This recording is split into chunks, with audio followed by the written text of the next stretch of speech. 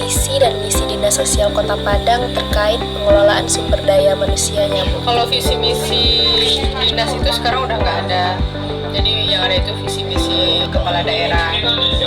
Nah, kalau untuk dinas sosial sendiri berkomitmen yang dijabarkan dari visi misi kepala daerah.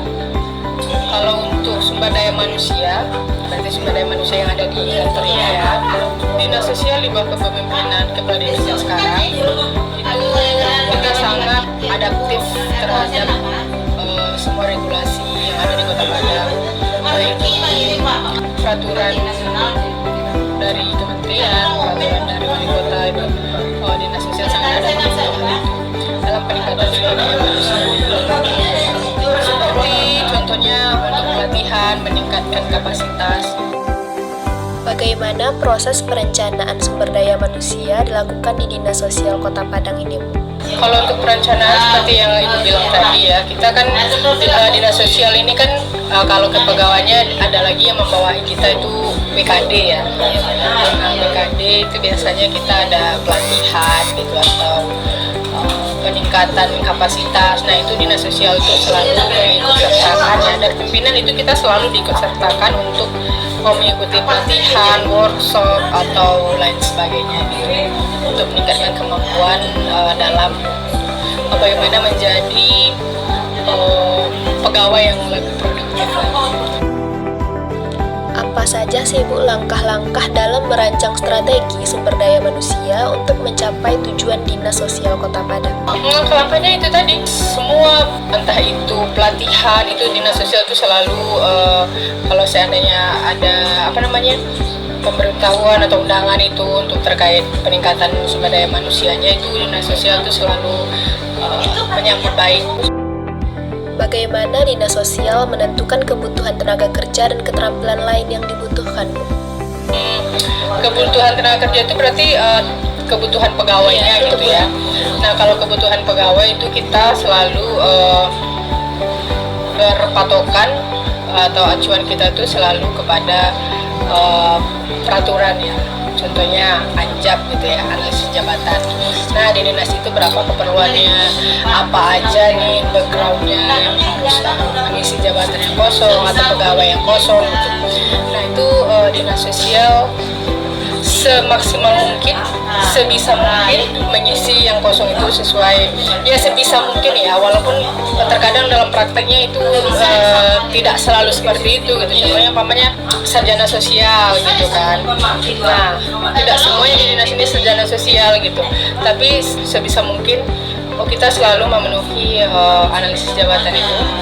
Tantangan utama dalam perencanaan SDM yang dihadapi oleh Dinas Sosial apa aja, Bu? Kalau untuk tantangan sebenarnya tidak terlalu berat ya untuk itu, karena memang alhamdulillah pegawainya juga bisa dibilang patuh gitu, bisa dibilang mentaati peraturan. Jadi apapun yang diminta itu selalu menyesuaikan dan mengikuti. Bagaimana Dinas Sosial menangani perubahan dalam kebutuhan dan prioritas SDM? Kalau dinas sosial untuk saat ini memang ada beberapa seperti jabatan fungsional penyetaraan gitu kan, ada dia kemarin tuh contohnya kayak Kasuba di bawah bidang itu kan udah nggak ada tuh, jadi kita kan sekarang udah penyetaraan lah. Nah kadang ada juga yang bilang itu spesialisnya, jadi untuk mengisi itu kita sedikit kesulitan gitu karena ada banyak sekali peraturan yang terkait itu, jadi beberapa jabatan memang kosong di sini sekarang. Apa sistem atau alat yang digunakan untuk merencanakan dan memantau kebutuhan SDM? Ya itu tadi penyebaran ASN, terus kebutuhannya, terus nanti dari struktur organisasi itu kan bisa dilihat tuh ada beberapa subbidang itu dia kosong gitu, atau beberapa staf itu yang harusnya ada di bidang atau di sekretariat itu kosong gitu. Nah itu biasanya ya yang kayak tadi sehubungan dengan tadi juga gitu, kita kesulitan memang untuk SDM-nya sekarang agak kurang gitu, dan permintaan ke badan kepegawaian juga belum terpenuhi sebenarnya. Bagaimana Dinas Sosial memastikan bahwa kebijakan SDM yang ditetapkan sesuai dengan regulasi dan peraturan yang berlaku? Kalau dinas sosial ya mengacunya kita di sini selalu ya di bawah peraturan sih, karena nanti kan ya apapun ya pasti kita yang pegang itu kita ya, ada peraturan regulasi ya kan, undang-undang gitu. Jadi untuk ada satu dan lain hal ke depannya ya berarti kan kita pegang aturan, jadi dinas sosial tidak ada kendala untuk hal itu. Itu. Bagaimana strategi pengembangan dan pelatihan karyawan di dinas sosial? Kalau dinas sosial sendiri kadang dari untuk penganggarannya kadang dinas sosial menganggarkan untuk contohnya ASN berakhlak gitu kan, atau pelatihan public speaking gitu-gitu ya, itu yang dari dinas sosial. Kalau dari luar umpamanya ada undangan ya kita mengikuti. Bagaimana dinas sosial mengukur dan mengevaluasi efektivitas perencanaan SDM yang telah dilakukan, Bu? Kalau mengukurnya kita ada namanya e-kinerja. Nah, e-kinerja itu nanti kita dinilai sama atasan langsung kita. Namanya staf, siapa nih atasan langsungnya? Namanya kalau kayak di sini kan ketua umum, gitu kan. Kalau kakak kan nanti sekretaris gitu, sekretaris kadis gitu kan.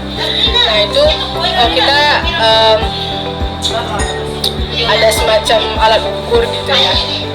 Nah di dalam sistem itu, situ tertera semua tuh nih kemampuannya berapa gitu kan, kecakapannya berapa. Nah itu pimpinan berhak untuk menilai. Bagaimana dinas sosial ini mengelola rekrutmen dan seleksi untuk memastikan kualitas sumber daya manusianya?